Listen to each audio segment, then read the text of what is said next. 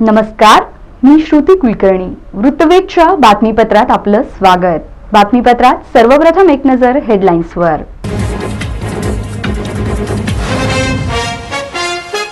शहरातील अवकाळी पावसाने झालेल्या नुकसानग्रस्त भागाची आमदार प्रणिती शिंदेंनी केली पाहणी.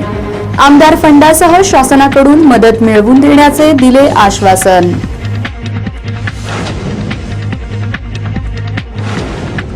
लखी चौक ते 4 हुतात्मा पुतळा परिसरात अतिक्रमण विरोधात कारवाई. महापालिका प्रशासनाची धडक मोहीम सुरूच. अनेक साहित्य केले जप्त.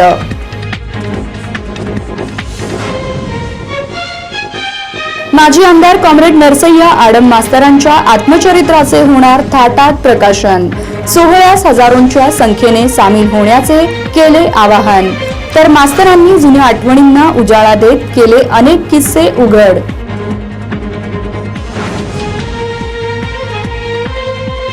आणि दिवसा घरफोडी करणारा आंतरजिल्हा अट्टल गुन्हेगार जेरबंद.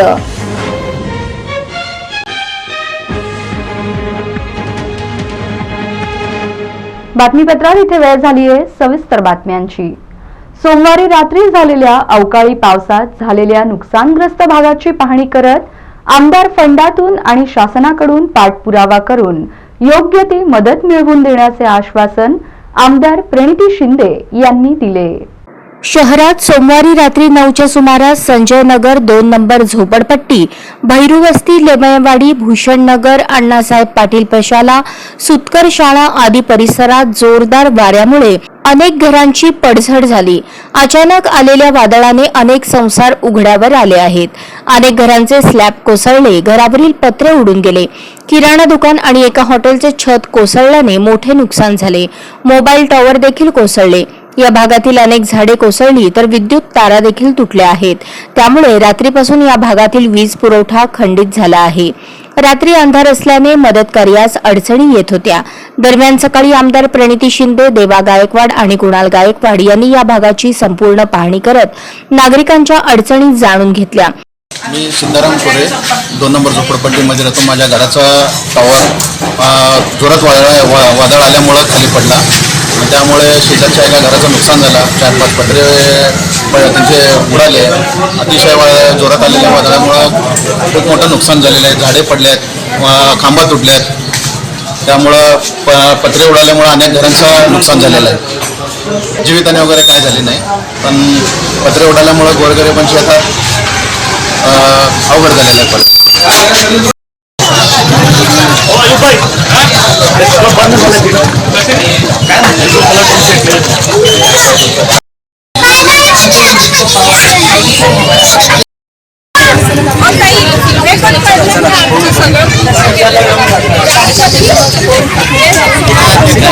म्हणलं तर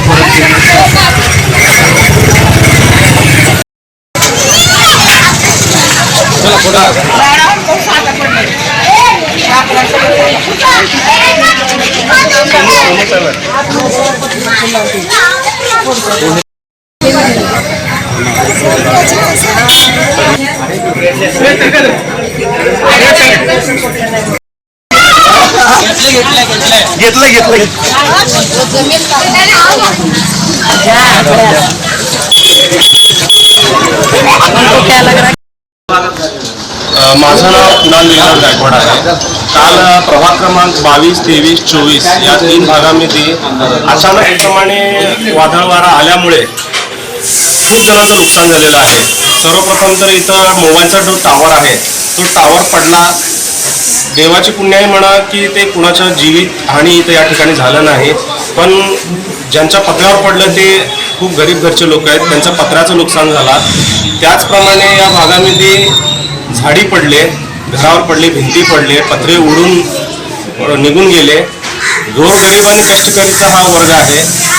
सकाळी गेले की संध्याकाळी या ठिकाणी लोक येतात, तेव्हा त्यांचं कुठेतरी चूल भाकरी चालतं आणि अशा लोकांचं नुकसान झालं म्हणजे हे फार मोठं आहे. माझं या माध्यमातून प्रशासनाला मागणी आहे की ह्या लोकांचं सर्वे करून त्यांची नुकसान भरपाई मिळण्यास मदत व्हावी. साधारणपणे 12-13 जणांचं तरी आपण सध्याला बघून आलेलं आहे. अजून त्याचं बघणं चालू आहे. अजून भरपूर जणांचं नुकसान या ठिकाणी झालेलं आहे. घडलेल्या घटनेची माहिती कुणाल गायकवाड आणि या भागातील नागरिकांनी दिली, तर आमदार फंडातून आणि शासनाकडून पाठपुरावा करून योग्य ती मदत मिळवून देण्याचे आश्वासन आमदार प्रणिती शिंदे यांनी दिले. वादळ वारा येऊन सोलापुरात काही घरांचं नुकसान झालं. पाऊस एवढा पडला नव्हता, पण वादळ आणि वारा होता आणि खास करून हा जो परिसर आहे सोलापुरात 9 नंबर झोपडपट्टी, भूषणनगर, राजूनगर या परिसरात खूप मोठ्या प्रमाणात बऱ्याच लोकांचं नुकसान झालं. काही लोकांच्या घरात नुकसान झालं, काही लोकांच्या दुकानातून नुकसान झालंय.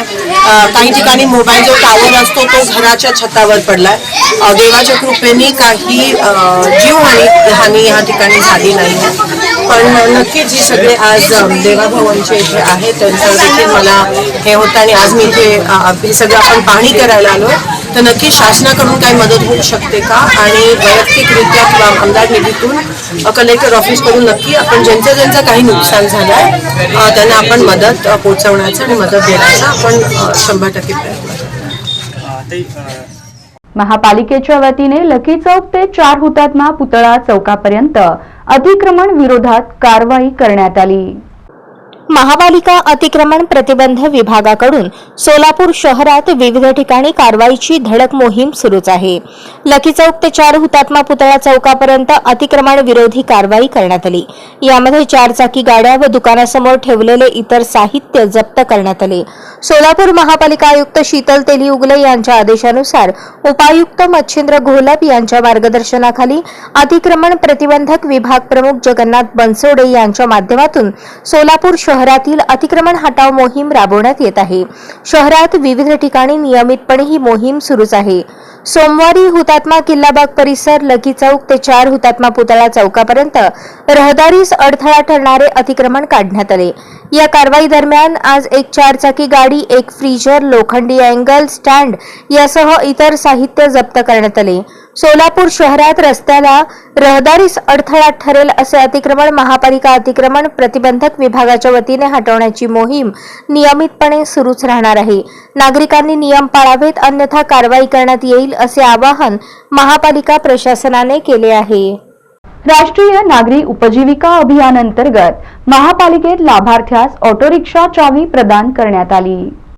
केंद्र शासन पुरस्कृत दीनदयाळ अंत्योदय योजना राष्ट्रीय नागरी उपजीविका अभियानांतर्गत महापालिकेच्या माध्यमातून सायंकाळी वैयक्तिक कर्ज प्रकरण अंतर्गत सोलापूर महानगरपालिका उपायुक्त तथा शहर प्रकल्प अधिकारी मच्छिंद्र घोलप उपायुक्त यांच्या हस्ते लाभार्थ्यास ऑटो रिक्षाची चावी प्रदान करण्यात आली.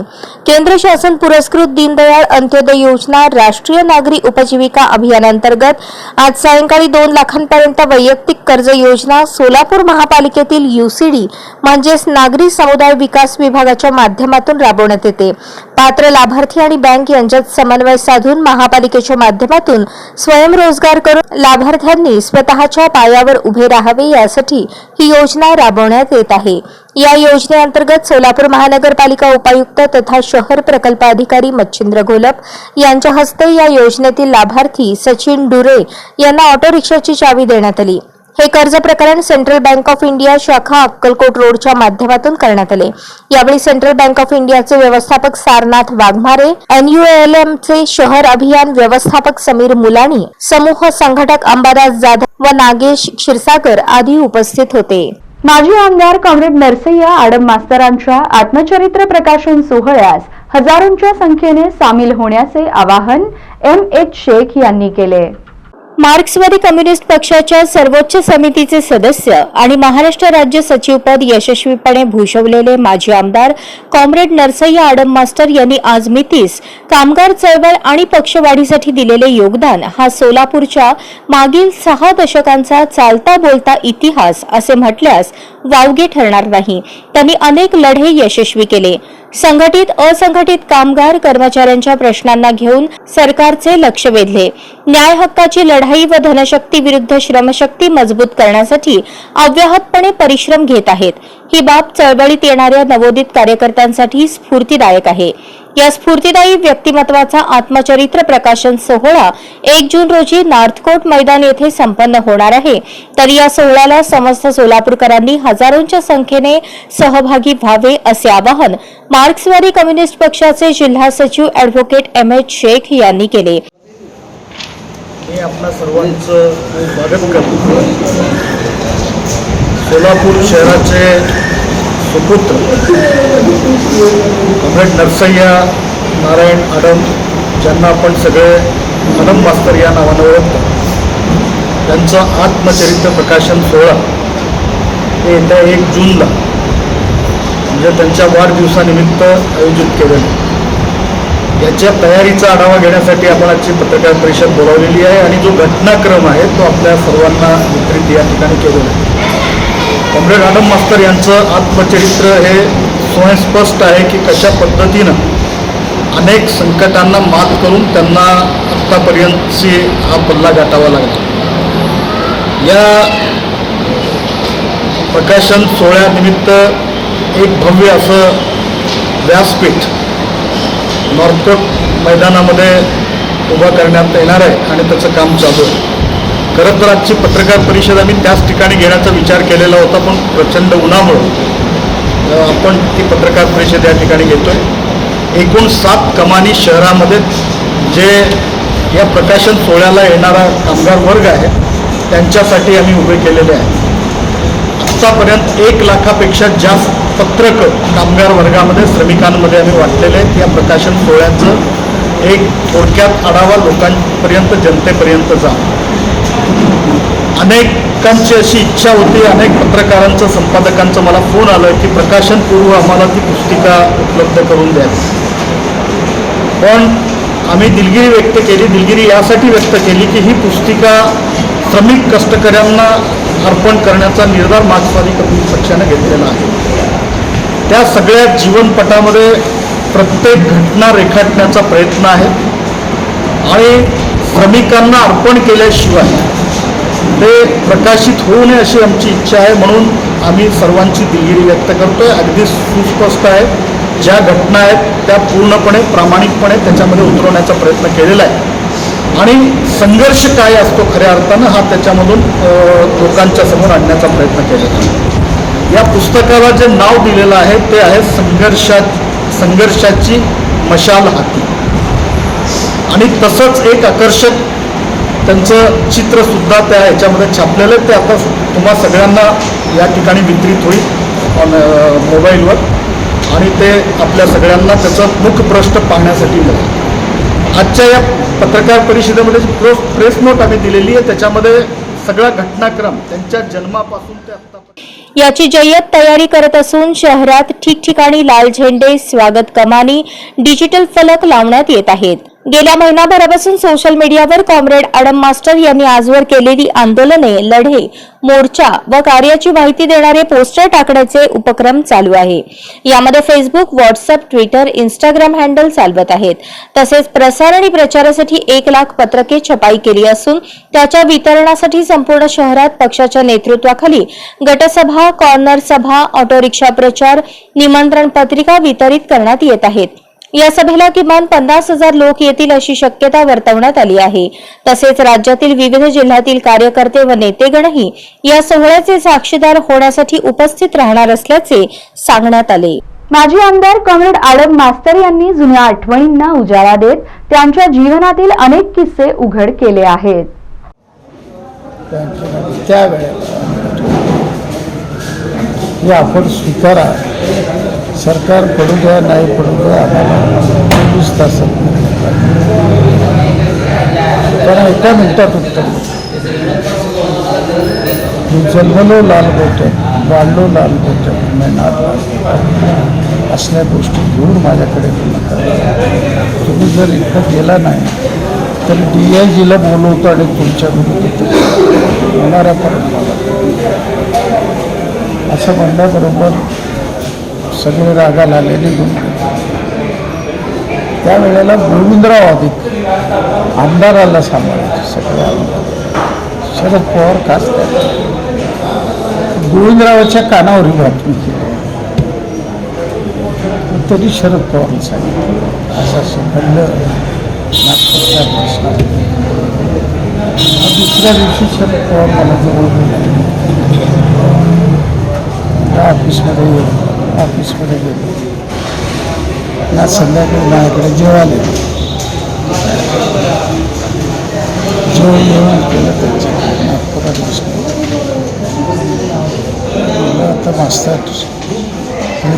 20,000 घे, 2 सफारी ड्रेस कर, मुंबईला आल्यानंतर तुला मंत्रिपदाची शपथ घेते. पवार साहेबांनी म्हटलं तुमचा आभार. मी पक्षातनं बाहेर असले तरी पक्ष मी माझ्या तत्वात भिडलेला आहे. अशा पद्धतीची तुम्ही मला बोलून माझ्या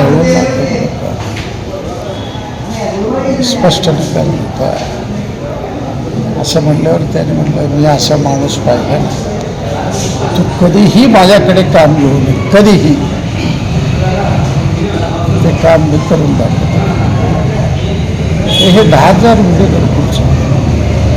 तो सत्यनारायण जेटिया वासुदेव आचार्याला घेऊन गेलो, सोमनाथ चटर्जीला घेऊन गेलो, मनोहर जोशीला घेऊन गेलो, सुशील कुमार शिंदेला घेऊन गेलो. तो ऐकायलाच तयार नाही. माझ्या पुढं नाव आलं शरद पवारचं. शरद पवारला वेळ मागितला, त्याने दिला वेळ. तासभर सगळी माहिती घेतली. त्यांनी त्यांच्या पिलेला सांगितलं उद्या सकाळी मास्तरला पार्लमेंटमध्ये घेऊन या, काय करायचं. मी फक्त 11 वाजता मी पार्लमेंटमध्ये गेलो. पास असल्यामुळं ते जेटीच्या रूमवर आम्ही बसलो. आमचे 3-4 माणसं. हाय काँग्रेस आणि रेड्डी काँग्रेसचं सरकार आहे. तर 1 महिन्यानंतर शरद पवार सरकार पाण्याची कामाला सुरुवात. मी 408 नंबर रूमवर होतो आमदार होता. त्या 4थ्या मजल्यावर ते सारखं यायचे आणि 10-15-20 आमदार रोज होते. मला कानोसा लागला हा काय प्रकार आहे. पवार साहेब बंद करणार आहे. ते 6 महिन्यामध्ये बंद झालं. बंद झाल्यानंतर ते मुख्यमंत्री झाले. शिंदेसाहेब कामगार मंत्री झाले. न्यायालय सामाजिक खातं त्यांना दिलं. तर वसंतदादा सारखं आमदाराला फोडायचं काम करतो. तर 79च्या सुमाराला माझ्या पहिल्या पत्नीसंबंधी मोठा वाद झाला. इतका वाद झाला महाराष्ट्रातल्या सगळ्या वर्तमानपत्रात. त्याची भयानक बदनामी झाली. त्यामुळे पक्षाचा राजीनामा द्यावा लागला. नागपूर अधिवेशनाला मी हजेरी लावण्याकरता गेलो आणि विधानसभा अडचण झाल्यामुळं मी आमदार नसताना कुठं फिरायला लागलो. माझ्या रूमवर मग वसंतदादा पाटील, जांबवंतराव दोटे, यंबडवार, नाशिकराव तिरपुडे, प्रभाराव, माजी राष्ट्रपती प्रतिभा पाटील, सुंदरराव सोळंकी, शिवाजीराव पाटील निलंगेकर, यशवंतराव मोठे असे बडे दिग्गज माझ्या रूमवर आले. माझ्या घरातून काय काम करतो. माझ्या पिढीला सांगितलं सगळ्याला चहा आणायला गेला कॅन्टीनकडे. मग हा वसंतदादा बोलायला शरद पवारचं सरकार आम्ही पाडणार आहे. 4 आमदाराची गरज आम्हाला आहे. त्यात तुम्हाला एक आम्ही धरलेला आहे.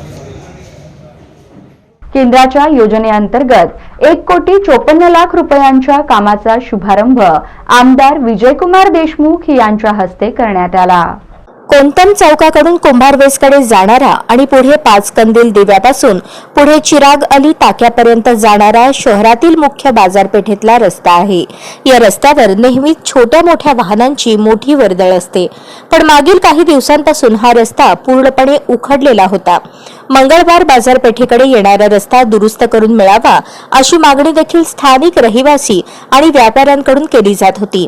म्हणून आमदार विजयकुमार देशमुख यांनी NCPA या केंद्रीय योजनेअंतर्गत कोंटम चौक येथील बसवेश्वर महाराज ते कुंभारवेस पाचकंदील स्तंभ ते विकास लॉज पर्यंतचा रस्ता डांबरीकरण आणि कुंभारवेस चौक ते तुळजापूर वेस चौक पर्यंत रस्ता डांबरीकरण करण्याकामी 1,54,63,000 रुपयांच्या कामाचा निधी मंजूर करून घेतला. विजयकुमार देशमुख, भाजपचे शहराध्यक्ष विक्रम देशमुख, गणपत मिरजकर, राजू शेठ ओसवाल, शिवानंद सावळगी, राजकुमार पवार, माजी सभागृह नेते संजय कोळी, माजी नगरसेविका अंबिका पाटील, विजयालक्ष्मी गड्डम, भाजपचे नेते बाबूराव जमादार, युवा नेते राजकुमार पाटील, युवा नेते शिवराज पवार, जगदीश वनराव, रविकांत तंबाके आदींच्या प्रमुख उपस्थितीत रस्त्याच्या कामाचा शुभारंभ करण्यात आला.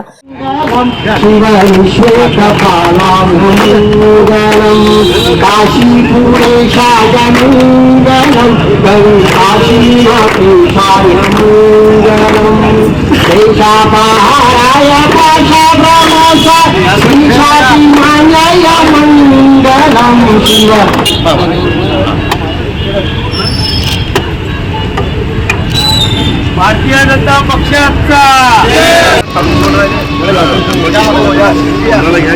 भैया भैया आपल्या पुढे राजू भाई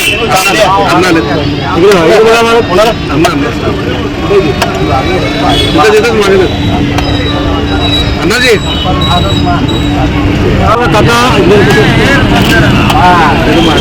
अन्नाजी इकडे इकडे. मुख्य बाजारपेठेतला रस्ता असल्यामुळे या रस्त्यावर नेहमीच वाहनांची मोठी वर्दळ असते.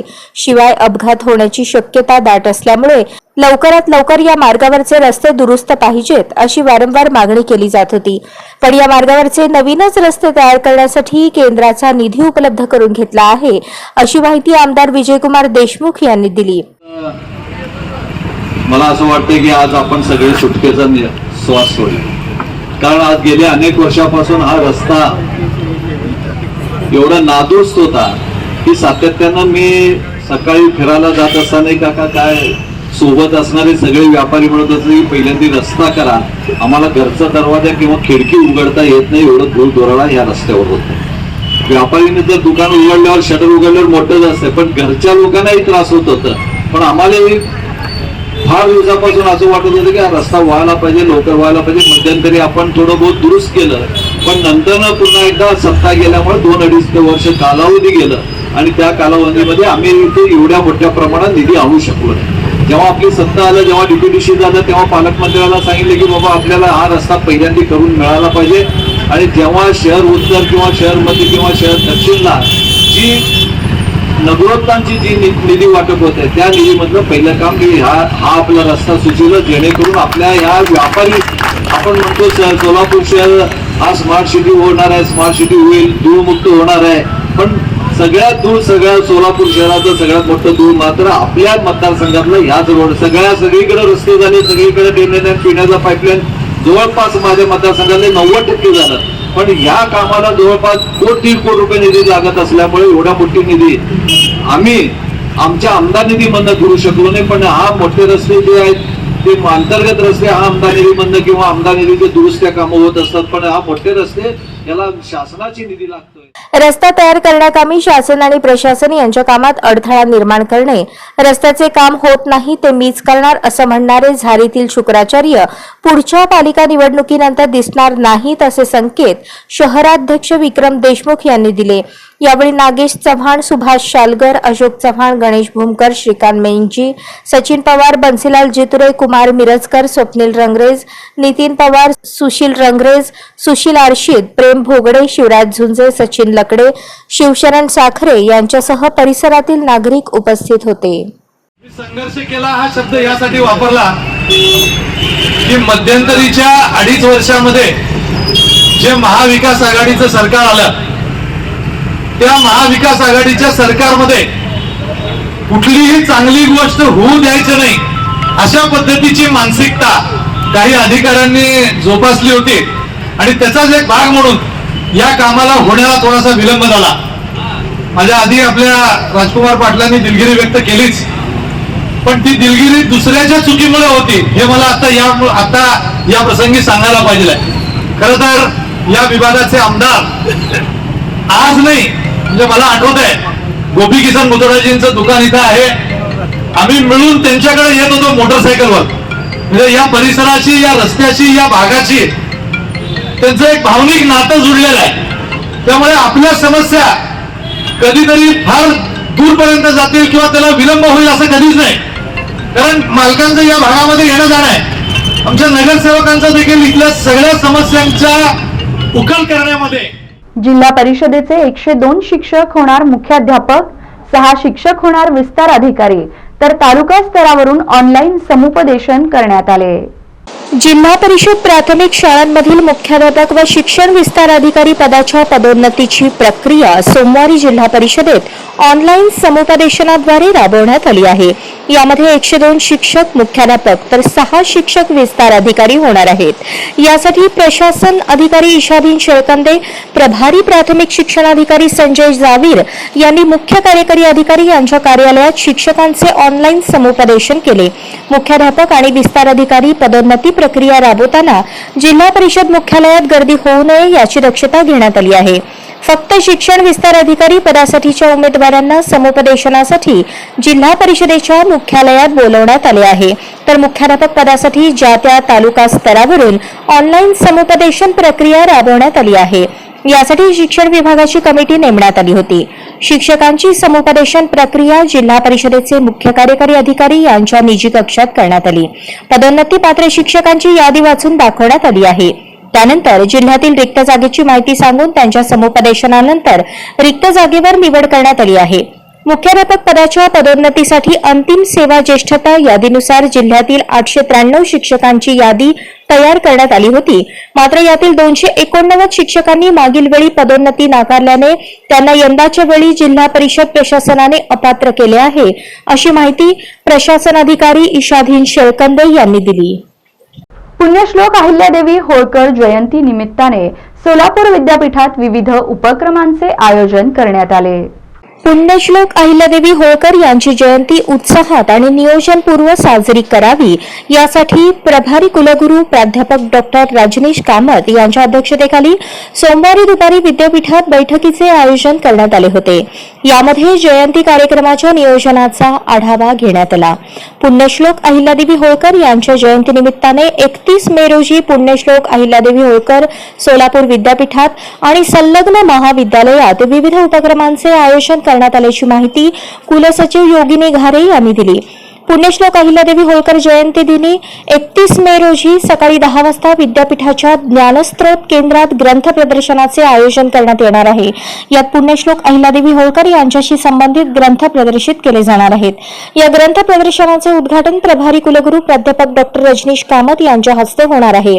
सकाळी 11 वाजता विद्यापीठाच्या मुख्य सभागृहामध्ये जनक्रांती संघ मुंबईच्या अध्यक्षा डॉक्टर वर्षा चौरे यांचे कर्तृत्वाची यशोगाथा पुण्यश्लोक राष्ट्रमाता या विषयावर व्याख्यान आयोजित करण्यात आले आहे.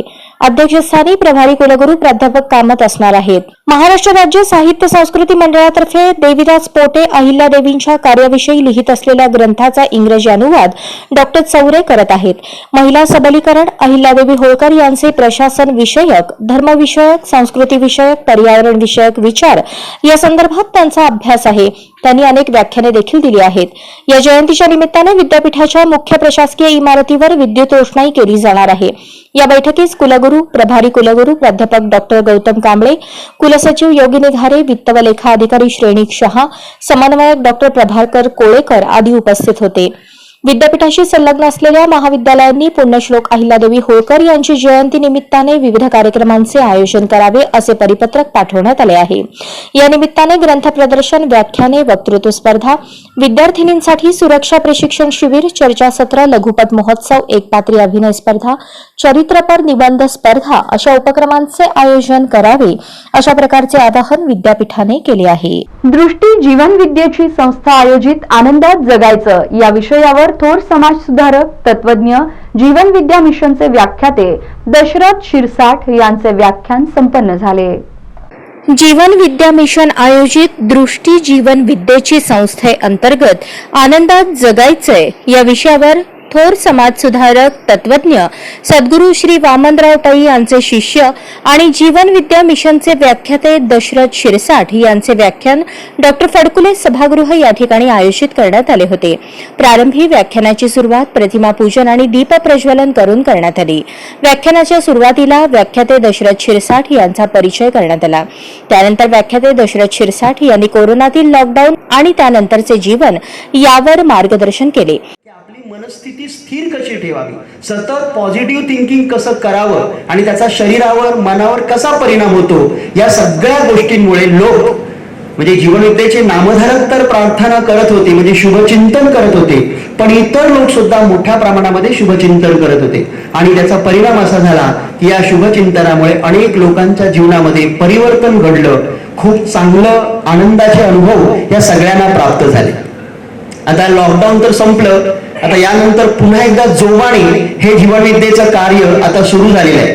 जीवनविद्येचं कार्य असं आम्ही ज्यावेळी म्हणतो त्यावेळी जीवनविद्येचं कार्य काय, तर सद्गुरू श्री वामनराव पै ज्यांनी गेली जवळजवळ 70 वर्ष अत्यंत क्रांतिकारक मानवी जीवनाला तेजस्वी विचार देणारे हे क्रांतिकारक जे विचार आहेत हे समाजापर्यंत घेऊन जाणं आणि समाजामध्ये परिवर्तन करणं, वैचारिक परिवर्तन, मन परिवर्तन ज्याला म्हणतो, हे परिवर्तन करणं आणि सर्व समाज, इथे आम्ही म्हटलंय प्रत्येक कृती ही राष्ट्रहिताची, विश्वशांतीची, या राष्ट्रहिताच्या कार्याकरता सर्वांची मन एकत्र करणं आणि सर्वांनी मिळून हे राष्ट्र सर्वार्थाने सर्व राष्ट्रांच्या पुढे प्रगतीपथावर जावं याकरता प्रयत्न करणं हे जीवनविद्येचं कार्य आहे. म्हणजे एका बाजूने व्यक्तीचा विकास आणि त्याचबरोबर समाजाचा, राष्ट्राचा विकास व्हावा, प्रगती व्हावी याच्याकरता जीवनविद्या मिशन कार्य करतं. म्हणून जीवनविद्येचं तत्वज्ञान हे समाजाभिमुख आहे. ते फक्त व्यक्तीचा विचार करत नाही तर व्यक्तीला सर्वांचा विचार करायला प्रवृत्त करतं. म्हणून जीवनविद्येचं तत्वज्ञान हे अत्यंत क्रांतिकारक आहे, लक्षात घ्या. सद्गुरूंनी स्वतः म्हणजे मंत्रालयातील स्वतःचं मोठं जे नोकरी होती ते सांभाळून, कारण स्वतः सद्गुरू महाराष्ट्राच्या अर्थ खात्यामध्ये डेप्युटी सेक्रेटरी या उच्च पदावर कार्यरत होते, आपल्या सगळ्यांना ज्ञात आहे. आणि हे कार्य करत असताना स्वतःचा संसार उत्तम पद्धतीने सांभाळून सद्गुरूंनी लोकांना प्रबोधनाच्या माध्यमातून प्रपंच आणि परमार्थ या दोघांची सुरेख सांगड घालून समन्वय साधून जीवन आनंदाने कसं जगावं याचं मार्गदर्शन केलं. जीवनामध्ये आधिभौतिक प्रगती आवश्यक आहेच, पण त्याच्याबरोबर मानसिक स्पिरिच्युअल डेव्हलपमेंट ज्याला म्हणतो, मानसिक आध्यात्मिक प्रगती, या दोनही गोष्टी महत्वाच्या आहेत. तसेच व्याख्यानाचा विषय आनंदात जगायचे यावर मौलिक मार्गदर्शन केले. या आनंदाची अनुभूती किती लोकांना येते असा जर प्रश्न विचारला तर मला नेहमीच एक सुरेश भटांची कविता आठवते. म्हणजे त्याने खूप छान गझल लिहिली आहे. सरणावर सरताना इतकेच मला कळले होते, सरणावर सरताना किंवा जळताना इतकेच मला कळले होते, मरणाने केली सुटका जगण्याने छळले होते. म्हणजे आपलं जगणं कसं आहे तुम्ही बघा, कित्येक माणसं जगतात कशी, मरत नाही म्हणून जगतो असं म्हणतात, किंवा दिवस ढकलणं असं जगणं चाललेलं असतं. वास्तविक जगायचं कसं, आनंदात जगायचं असतं.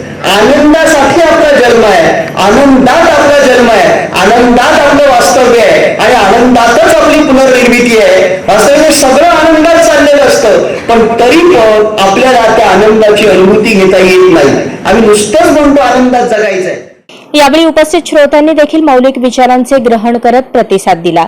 यावेळी आयोजक प्रकाश जाधव, प्रसाद चक्रे, विनोद करपेकर आदींसह आबालवृद्ध श्रोते उपस्थित होते. सोलापूर ग्रामीण स्थानिक गुन्हे शाखेच्या पथकाने दिवसा घरफोडी करणाऱ्या आंतरजिल्हा अट्टल गुन्हेगाराला जेरबंद करत 10 घरफोडी तर 1 जबरी चोरीचे असे 11 गुन्हे उघड करून 5 लाखांचे सोने चांदीचे दागिने हस्तगत केले. सोलापूर ग्रामीण जिल्ह्यातील घरफोडीचे गुन्हे उघडकीस आणून सदर गुन्ह्यांना प्रतिबंध पोलीस अधीक्षक सोलापूर ग्रामीण श्री सरदेश पांडे यांनी वरिष्ठ पोलीस निरीक्षक स्थानिक गुन्हे शाखा सोलापूर ग्रामीण यांना सूचना दिल्या होत्या. सदर सूचनेप्रमाणे वरिष्ठ पोलीस निरीक्षक सुहास जगताप स्थानिक गुन्हे शाखा सोलापूर ग्रामीण यांनी सहाय्यक पोलीस निरीक्षक धनंजय पोरे यांना जिल्ह्यातील दिवसा व रात्रीचे घरफोडीचे गुन्हे उघडकीस आणण्याबाबत आदेशित केले होते. नमूद आदेशाप्रमाणे स्थानिक गुन्हे शाखेकडील सहाय्यक पोलीस निरीक्षक धनंजय पोरे व त्यांचे पथक सोलापूर ग्रामीण जिल्ह्यातील दिवसा घरफोडी करणाऱ्या आरोपितांचा गोपनीय बातमीदार याद्वारे शोध घेत असताना अनालिसिस विंगचे पोलीस हवालदार सलीम बागवान यांनी केलेल्या विश्लेषणात आरोपी यांचे घटनास्थळी संशयास्पद अस्तित्व आढळून आले. सदर पथकाने आरोपी तियाचा करमाळा येथे सापळा रचून अत्यंत कौशल्याने आरोपितास ताब्यात घेतले. सदर आरोपी हा रेकॉर्डवरील गुन्हेगार असून त्याच्याविरुद्ध बीड, उस्मानाबाद, लातूर, सोलापूर ग्रामीण जिल्ह्यात दिवसा घरफोडीचे गुन्हे दाखल आहेत. सदर आरोपी हा नेहमी वेगवेगळे साथीदार घेऊन गुन्हे करत असतो. सदर आरोपीकडे स्थानिक गुन्हे शाखेच्या नमूद पथकाने केलेल्या कौशल्यपूर्ण तपासामुळे सोलापूर ग्रामीण जिल्ह्यात सन 2023 मध्ये जानेवारी महिन्यापासून आस्थागाळत एकूण 10 दिवसा घरफोडीचे गुन्हे त्याच्या साथीदारासमवेत केल्याची कबुली दिली आहे. तसेच आरोपीने त्याच्या साथीदारासमवेत सन 2022 मध्ये करमाळा पोलीस ठाणे हद्दीत जबरी चोरीचा गुन्हा केला असल्याचे सांगितले आहे. आरोपीकडून करमाळा पोलीस ठाण्यात 4 गुन्हे, कुर्डुवाडी पोलीस ठाणे 3 गुन्हे, बार्शी शहर, टेंभुर्णी व करकम पोलीस ठाणे प्रत्येकी 1 गुन्हा असे 10 दिवसा घरफोडीचे गुन्हे तसेच करमाळा पोलीस ठाण्याचा 1 जबरी चोरीचा गुन्हा उघडकीस आला आहे. नमूद आरोपीस करमाळा पोलीस ठाणे भारतीय दंडविधान कलम 394-34 या गुन्ह्यात अटक करण्यात आली असून त्याची दिनांक 18 मे 2023 ते 25 मे 2023 या मुदतीत पोलीस कोठडी घेण्यात आली असून मुदतीत आरोपीकडून वर नमूद एकूण 11 गुन्ह्यातील 5,18,600 रुपयाचे सोने चांदीचे दागिने हस्तगत करण्यात आले. सदर गुन्ह्याचा तपास पोलीस उपनिरीक्षक राजेश गायकवाड, स्थानिक गुन्हे शाखा सोलापूर ग्रामीण हे करत आहेत. सध्या आरोपी करमाळा पोलीस ठाणे यांच्या पोलीस कस्टडीत आहे. नमूद आरोपी हा सन 2022 मधील सोलापूर ग्रामीण जिल्ह्यातील एकूण 6 दिवसा घरफोडीच्या गुन्ह्यामध्ये आरोपी आहे.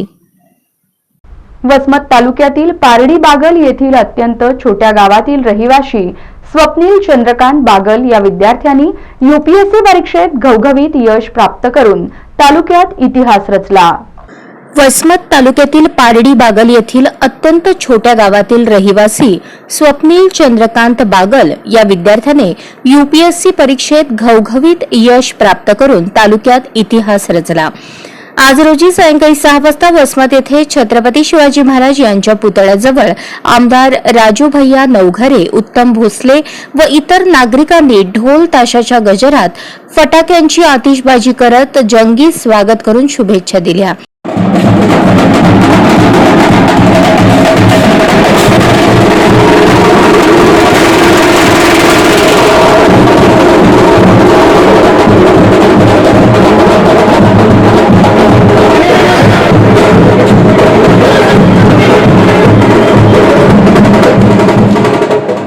तसेच लकी हॉटेल समोर नमो भैया मित्रमंडळचे अमजद खान उर्फ नमो, इरफान सिद्दीकी, साजिद कलीम पठाण, यासिर तांबट, नयूम खान, बब्बू खान, तालिब व इतर सर्व सदस्यांनी पुष्पहार घालून स्वागत केले. वसमत तालुक्यातील UPSC उत्तीर्ण होणारा स्वप्नील बागल हा प्रथमच मानकरी आहे. स्वप्नीलच्या या यशाबद्दल तालुक्यातून प्रचंड कौतुक होत आहे. तरुण भारत वृत्तवेध चॅनेलचे प्रतिनिधी नावेद अहमद यांनी स्वप्नीलची या यशाबद्दल मुलाखत घेतली. जे नुकतेच स्वप्नील जे UPSC मध्ये उत्तीर्ण झालेले आहे यांनी वसमत तालुका पूर्ण देशामध्ये नाव मोठं केलेलं आहे. त्यांच्याशी थोडी चर्चा करू. कसा आपला हा UPSC पर्यंत प्रवास राहिला? प्रवास तर अतिशय मी म्हणेल अप्स अँड डाऊन्सवाला होता. काही फेज चांगले होते, काही भरपूर वाईट पण होते, पण ठीक आहे, शेवट चांगला तर सर्व चांगलंच असं म्हणता येईल. तरुण विद्यार्थ्यांसाठी आपलं काय म्हणतं? मी सर्वांसाठी हेच सांगेल की तुम्हाला जेही गोष्ट करायची आहे त्याच्यात पहिले इंटरेस्ट डेव्हलप करा, त्याच्यासाठी आवड निर्माण करा. असं जे म्हणतात की UPSC करायचं म्हणजे एकदम परेशान होऊन अभ्यास करायचा, असं नाही. अभ्यास मजेशीर मजा घेऊन पण करता येतो, तर तसा प्रयत्न करा. तालुक्यासाठी आपलं काय करणार? एक हे इच्छा मी इन्सिडेंट सांगू इच्छितो. एका मुलाचा मला काल मेसेज आला ज्यांनी UPSC सोडली होती, पण माझं सक्सेस पाहून त्यांना परत चालू केली UPSC. तर तुम्हाला कधीही काही लागलं, कधीही मला इंस्टाग्रामवर, व्हॉट्सॲपवर काही मेसेज करू शकता. दिवस रात्र मी गॅरंटी रिप्लाय करेल. वसमतच्या कुठल्याही मुलाला काही प्रॉब्लेम नाही येणार गायडन्सची, ह्याची मी गॅरंटी देतो. सगळ्याचं श्रेय कोणाला देणार आपण? श्रेय नक्कीच तर माझी आई, माझे वडील, भाऊ भरपूर आणि खूप वसमतचे भरपूर सारे लोक, सिनियर्स, इवन आमदार साहेब यांना सर्वांनाच मी श्रेय देऊ इच्छितो. आपल्यासोबत स्वप्नीलचे वडील पण आहेत, चंद्रकांत बागल साहेब. त्यांना विचारू की पहिल्यापासून आपलं स्वप्न होतं का स्वप्नीलने UPSC उतरणी करावं? त्याला तो पहिलीपासून होता, तो पहिलीपासून शिक्षणात एकदम प्रॉम्प्ट होता. पहिली ते 5वीपर्यंत त्यानं शिक्षण शिवाजी विद्यालयामध्ये घेतलं. त्यावेळेस तो सर्वात टॉप मोस्ट राहायचा. त्याचा मोठा भाऊ आणि तो पण एकाच शाळेत होते, पण दोघंही टॉप राहायचे. वर्गात टॉपला आम्ही 1 मेला निकाल पाहायला जायचं तर बोर्डावर दोघांची यांचेच नाव राहायचे. त्याच्या वर्गात त्याचा राहायचा, याच्या वर्गात याच्या नाव राहायचा. पण इंजिनिअरिंग जेव्हा झाली याने 12वीला फार चांगल्या पद्धतीने, तेव्हा CET 200 मार्काची होती, तर 192 घेऊन पास झाला होता. 94.5% घेऊन 12वीला पास झाला होता. आम्हाला तेव्हा वाटलं, होप होते की हा काहीतरी करतो. आणि त्याने आम्हाला इंजिनिअरिंग झाल्यानं आम्हाला प्रथम त्याच्या भावाला विचारलं की दादा मी UPSC तयारी करू का. मग दादानं मला विचारलं, बाबा तुमची तयारी असली तर आमची हरकत नाही, करा ना. एक शिक्षणाचा जोपर्यंत पिरियड आहे तोपर्यंत विद्यार्थी शिक्षण घेऊ शकतो विद्यार्थी जीवनात. नंतर एकदा कामाला लागले किंवा लग्न झालं तर हा धंदा बंद होतो. तुझी तयारी असली तर कर. तो पहिल्याच इंटरव्ह्यूमध्ये, पहिल्याच याच्यामध्ये ट्रममध्ये तो इंटरव्ह्यूपर्यंत गेला. मग आम्हाला होप वाढले की हा काहीतरी होऊ शकतो. आणि खरंच आम्हाला यश दिलं. खरोखरच स्वप्नीलने वसमत तालुक्यामध्ये इतिहास रचला, कारण पहिला स्वप्नील आहे जो वसमत तालुक्यामध्ये UPSC मध्ये उतरणी झालेला आहे. मी नवीद अहमद, तरुण भारत कॅमेरामॅन सोबत. पोस्ट कर्मचारी आणि ज्येष्ठ नागरिक संघटनेतर्फे पोस्ट मास्तर कृष्णा माळी यांना निरोप तर बाळासाहेब मिरगणे यांचे स्वागत करण्यात आले. वाशी पोस्टाचे पोस्ट मास्टर कृष्णा विश्वनाथ माळी यांची वाशी येथून 3 वर्षांच्या उत्कृष्ट सेवेनंतर कळंब येथे बदली झाल्यामुळे वाशी पोस्टातील कर्मचारी अविनाश माळी वाशी, संकेत कवडे व समाधान गायकवाड तसेच तांदुळवाडीचे चौधरी वासुदेव भाकरे सरमकुंडी, विक्रम उघडे दसमेगाव, बालाजी खराडे सेलू तसेच ज्येष्ठ नागरिक महासंघाचे तालुकाध्यक्ष हारुण काझी, सचिव बळीराम जगताप, शार्दुला मुजावर यांच्याकडून माळी यांना निरोप देण्यात आला. याचवेळी ईट तालुका भूम येथून बदलून आलेले पोस्ट मास्टर बाळासाहेब मिरगणे यांचे स्वागत करण्यात आले. यावेळी माळी व मिरगणे यांचा पुष्पहार, शाल, श्रीफळ देऊन सत्कार करण्यात आला. यानंतर ज्येष्ठ नागरिक संघटनेचे हारुण काझी यांनी माळी यांच्या कामाबद्दल अभिनंदन करून त्यांना दीर्घायुष्य चिंतले. तसेच कर्मचारी विक्रम उघडे, बालाजी खराटे यांची भाषणे झाली. यानंतर माळी यांनी वाशीकर जनतेचे व वाशीच्या कर्मचाऱ्यांचे सहकार्य दिल्याबद्दल आभार व्यक्त केले. तसेच नूतन पोस्ट मास्टर बाळासाहेब मिरगणे यांचे स्वागत केले, त्याबद्दल त्यांनी सर्वांचे आभार मानले. मीही जास्तीत जास्त जनतेच्या अडचणी सोडवून त्यांना पूर्णपणे सहकार्य करेन असे आश्वासन दिले. शेवटी समाधान गायकवाड यांनी कार्यक्रमाचे आभार मानून सांगता केली. मी एक ऑफिसमधून या ठिकाणी जॉईन करत आहे. जसंच त्यांनी सगळ्यांना सहकार्य केलं किंवा त्यांना बाकीच्यांनी केलं, त्याचप्रमाणे माझंही या सगळ्यांना किंवा ऑफिसांचंही राहावं अशी एक अपेक्षा करून काम करत आहे. 20 जून 2020ला मी जॉईन झालो होतो. पुढच्या 20 तारखेला जवळपास 3 वर्ष होत आहेत. बदलीच्या निमित्तानं आज तुमच्यामधून जाण्याचं योग्य होईल. पण तुमचा आणि माझा जो जिव्हाळ्याचा संबंध आहे, जे आपुलकी आहे, ती कधीच कमी होणार नाही. जरी मी आज पोस्ट ऑफिस सोडून चाललेलो असलो तरी शेजारच्या तालुक्याला आहे. कळंब आपला जुना तालुका आहे, कळंब काही नवीन नाही. त्याच्यामुळं भविष्यामध्ये कधीही सहकार्य लागलं, कुठलीही गोष्टीची माझ्याकडनं तुम्हाला मदत लागली तर मी तुम्हाला 100% करेल. तसंच मागच्या 3 वर्षापासून आपल्या या वाशी पोस्ट कार्यालयामध्ये उमरी तालुका महाराष्ट्र राज्य साहित्य परिषदेच्या अध्यक्षपदी शंकर पटकुटवार तर महिला अध्यक्षपदी पद्माताई पटकुटवार यांची निवड करण्यात आली. उमरी तालुक्यातील महाराष्ट्र राज्य वारकरी साहित्य परिषदेच्या अध्यक्षपदी डॉक्टर शंकरराव धोंडीबा पटकुटवार तर महिला अध्यक्षपदी पद्मावती शंकर पटकुटवार यांची निवड करण्यात आली आहे.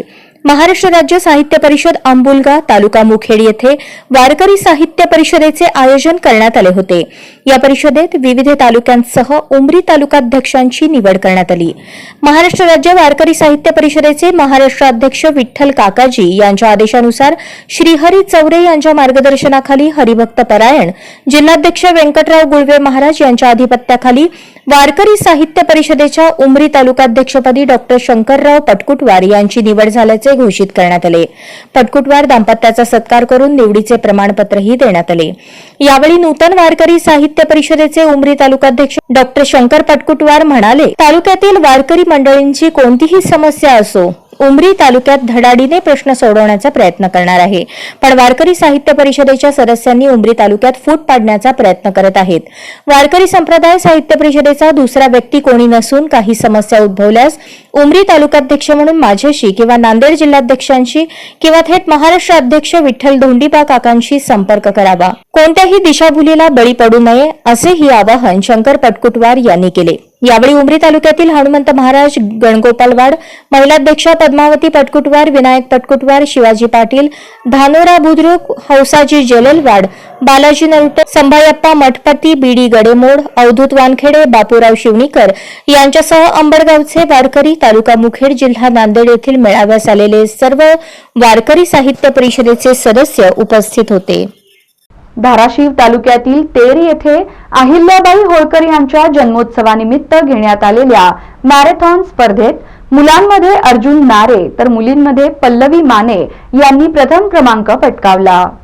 धाराशिव तालुक्यातील तेर येथे अहिल्याबाई होळकर यांच्या जन्मोत्सवानिमित्त घेण्यात आलेल्या 1 किलोमीटर मॅरेथॉन स्पर्धेत मुलांमध्ये अर्जुन काकासाहेब नारे तर मुलींमध्ये पल्लवी बापू माने यांनी उल्लेखनीय कामगिरी करत प्रथम क्रमांक पटकावला.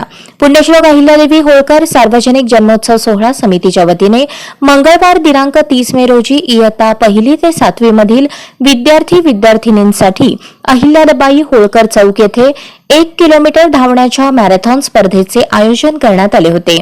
मॅरेथॉन स्पर्धेमध्ये गावातील मुला-मुलींनी सहभाग नोंदवला होता. मान्यवरांच्या हस्ते अहिल्याबाई होळकर यांच्या प्रतिमेचे पूजन करून मॅरेथॉन स्पर्धेस सुरुवात करण्यात आली. या मॅरेथॉन स्पर्धेत मुलांमध्ये अर्जुन नारे, विशाल कदम, अविनाश इंगळे, महेश सलगर, मुलींमध्ये पल्लवी माने, अक्षरा आष्टेकर, गौरवी गायके, श्रावणी शेळके यांनी अनुक्रमे प्रथम, द्वितीय, तृतीय व चतुर्थ क्रमांक पटकावला. उपस्थित मान्यवरांच्या हस्ते विजेत्या स्पर्धकांचा सत्कार करण्यात आला. स्पर्धा यशस्वी करण्यासाठी सहशिक्षक गोरोबा पाडुळे, क्रीडा मार्गदर्शक हरी खोटे, समितीचे अध्यक्ष आप्पासाहेब पडुळकर, उपाध्यक्ष रमाकांत लकडे, सचिन देवकते, हरी भक्ते, शिवाजी पडुळकर, मच्छिंद्र देवकते, सिद्धांत पडुळकर, संतोष खांडेकर, इंद्रजित कोळपे, केशव सलगर, लखन माने, सोमनाथ पडुळकर, सोमनाथ टळे, नवनाथ पसारे, बिरू कोकरे, पिंटू गायके, सुरेश गायके आदींनी मॅरेथॉन स्पर्धा यशस्वी करण्यासाठी परिश्रम घेतले. बातमीपत्रात शेवटी पुन्हा एकदा वेळ झाली आहे हेडलाईन्सची.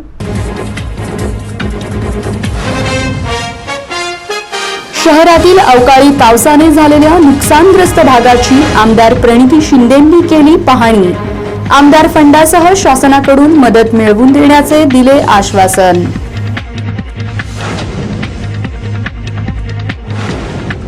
लखी चौक ते 4 हुतात्मा पुतळा परिसरात अतिक्रमण विरोधात कारवाई. महापालिका प्रशासनाची धडक मोहीम सुरूच. अनेक साहित्य केले जप्त.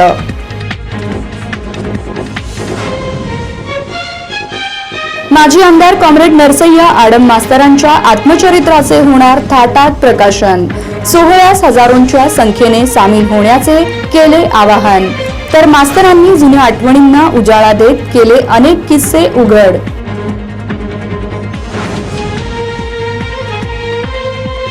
आणि दिवसा घरफोडी करणारा आंतरजिल्हा अट्टल गुन्हेगार जेरबंद.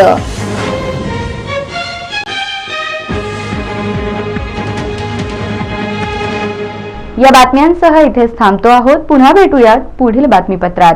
तोपर्यंत ताज्या घटना घडामोडींसाठी अवश्य पाहत रहा सत्याचा अचूक वेध वृत्तवेध. नमस्कार.